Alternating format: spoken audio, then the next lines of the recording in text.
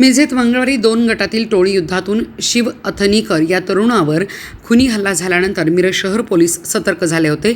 याबाबत तरुणांच्या 2 गटात पुन्हा वाद उफाळून येणार या हेतूने पोलिसांनी गस्त वाढवली होती।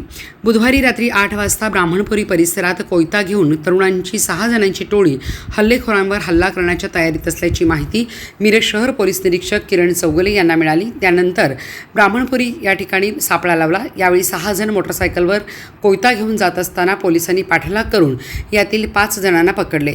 गोविंद सदाशिवराव नाईक वयवर्ष 26 राहणार दिंडीवेस, रिहान तौफिक शिकलगार वयवर्ष 30 राहणार सतारमेकर गल्ली मिरज, राजू अजीज मुल्ला वयवर्ष 25 राहणार दत्त कॉलनी मिरज, अनिश अल्ताफ सौदागर वयवर्ष 29 राहणार शिंदे हॉलजवळ सुभाषनगर आणि अल्फाज अखिल मुल्ला वयवर्ष 24 राहणार अमननगर मिरज या 5 जणांना पोलिसांनी ताब्यात घेतले।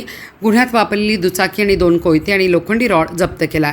सदर ताब्यात घेतलेल्या 5 जणांना मतीन काझी टोळीवर हल्ला करण्याच्या उद्देशाने हत्यारे घेऊन फिरत असताना फिल्मी स्टाईलने पोलिसांनी सापळा लावून पकडले। त्यामुळे मिरजेत पोलिसांच्या सतर्कतेमुळे खुनाचा प्रयत्न फसला आहे।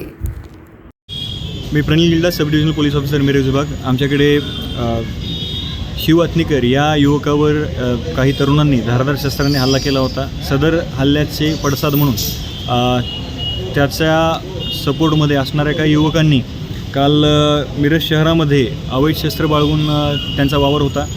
तर झालेल्या घटनेच्या अनुषंगाने आम्ही विविध गस्ती पथके नेमलेली होती। त्यामध्ये मिरज शहर पोलीस स्टेशनच्या पथकाने अतिशय चांगली कामगिरी करून यामध्ये ही जे अवैध शस्त्र बाळगून शहरामध्ये दहशत माजवण्याच्या उद्देशाने फिरणारी ही तरुण होती यांना ताब्यात घेतलेलं आहे। त्यांच्याकडून 2 कोयत्यासारखी हत्यारंसुद्धा आम्ही ताब्यात घेतलेली आहे।